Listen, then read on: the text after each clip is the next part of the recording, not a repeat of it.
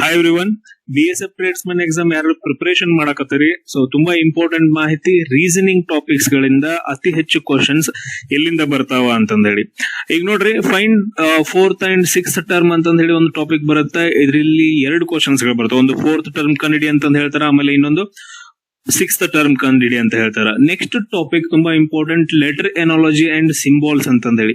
ಅಂದ್ರೆ ಇವಾಗ greater than, less than, equal symbol ಕೊಟ್ಬಿಟ್ಟು ಇದರಲ್ಲಿ ಯಾವ ಸ್ಟೇಟ್ಮೆಂಟ್ ಕರೆಕ್ಟ್ ಆಗಿದೆ ಅಂತ ಕೇಳ್ತಾರ. ಆಮೇಲೆ ಸಿಂಬಾಲ್ಸ್ ಗಳನ್ನ ಕೊಟ್ಬಿಟ್ಟು, ಸೊ ಆಟ್ ಹಿಂದ್ಗಡೆ ಯಾವ್ದು ಲೆಟರ್ ಬಂದೈತೆ, ಎಷ್ಟು ಲೆಟರ್ ಗಳು ಬಂದಿದಾವ, ಅಥವಾ ಡಾಲರ್ ಸಿಂಬಾಲ್ ನ ಕೊಟ್ಬಿಟ್ಟು ಡಾಲರ್ ಸಿಂಬಾಲ್ ಮುಂದ್ಗಡೆ ಎಷ್ಟು ಲೆಟರ್ಸ್ ಗಳು ಬಂದಿದಾವ ಅಂತ ಈ ರೀತಿ ಕ್ವಶನ್ಸ್ ಗಳು ಬರ್ತಾವ.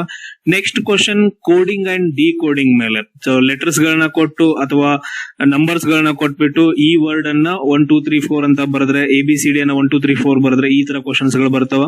ನೆಕ್ಸ್ಟ್ ಮ್ಯಾಥಮೆಟಿಕಲ್ ಆಪರೇಷನ್ಸ್ ಅಂತ. ಸೊ ಬೋರ್ಡ್ ಮಾಸ್ ರೂಲ್ ಅನ್ನ ಯೂಸ್ ಮಾಡ್ಕೊಂಡು ಬ್ರಾಕೆಟ್ಸ್ ಗಳನ್ನ ಬೋರ್ಡ್ ಮಾಸ್ ರೂಲ್ ಪ್ರಕಾರ ಸಾಲ್ವ್ ಮಾಡ್ಕೊಂತ ಹೋಗ್ಬೇಕಾಗತ್ತ. Next odd one out. ಇದರಲ್ಲಿ ಗುಂಪಿಗೆ ಸೇರಿದ ಪದ ಅಂತಂದ್ ಹೇಳ್ತೀವಿ. ಆಡ್ ಒನ್ ಔಟ್ ಅಂದ್ರೆ ಮೂರು ಕರೆಕ್ಟ್ ಆಗಿರ್ತಾವ, ಒಂದೇ ಸೇಮ್ ಇರ್ತಾವ, ಒಂದ್ ಮಾತ್ರ ಏನಂದ್ರೆ ಡಿಫರೆಂಟ್ ಆಗಿರುತ್ತ. ಆಡ್ ಒನ್ ಔಟ್ ಇಂದ ಬರುತ್ತೆ. ನೆಕ್ಸ್ಟ್ ಕ್ವಶನ್ ಬ್ಲಡ್ ರಿಲೇಷನ್ಸ್ ಮೇಲೆ. ಬ್ಲಡ್ ರಿಲೇಷನ್ಸ್ ಮೇಲೆ ಎರಡು ಕ್ವಶನ್ಸ್ ಗಳು ಬರ್ತಾವ. ನಿಮ್ಗೆ ಡೈರೆಕ್ಟ್ ಕ್ವಶನ್ ಅನ್ನ ಕೇಳ್ತಾರ. ಆಮೇಲೆ ಸಿಲೋಲಿಸಮ್ಸ್ ಡಯಾಗ್ರಾಮ್ ಅಂತಂದ್ ಹೇಳ್ತೀವಲ್ಲ, ಸೊ ಟೀಚರ್, ಸ್ಟೂಡೆಂಟ್, ಸ್ಕೂಲ್ ಏನು ಸಂಬಂಧ ಐತಿ, ಈ ತರ ಕ್ವಶನ್ಸ್ ಗಳು.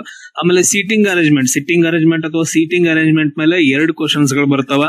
ಆಮೇಲೆ number series, letter series, last 2 topics. ಅದರಲ್ಲಿ 3 ರಿಂದ 4 ಕ್ವಶನ್ಸ್ ಗಳು ಅತಿ ಹೆಚ್ಚು ಕ್ವಶನ್ಸ್ ಗಳನ್ನ ಕೇಳುವಂತಹ ಈ ರೀಸನಿಂಗ್ ಟಾಪಿಕ್ಸ್ ಗಳಾಗಿದಾವ. ನೀವು ಜಾಸ್ತಿ ಮಾಹಿತಿ ಬೇಕು ಅಂದ್ರ ಟೆಲಿಗ್ರಾಮ್ ಲಿಂಕ್ ಇರುತ್ತೆ, ಟೆಲಿಗ್ರಾಮ್ ಜಾಯ್ನ್ ಆಗ್ರಿ. BSF ಟ್ರೇಡ್ಸ್ಮನ್ ಇನ್ ಕನ್ನಡ ಅಂತಂದ್ ಹೇಳಿ ಟೆಲಿಗ್ರಾಮ್ ನೇಮು. ಎಲ್ಲ ಟಾಪಿಕ್ಸ್ ಗಳ ಮೇಲೆ ಕ್ಲಾಸಸ್ ಗಳು ಅಪ್ಲೋಡ್ ಆಗ್ತಿದಾವ. ಎಲ್ಲ ಕ್ಲಾಸಸ್ ಗಳನ್ನ ನೋಡಿ.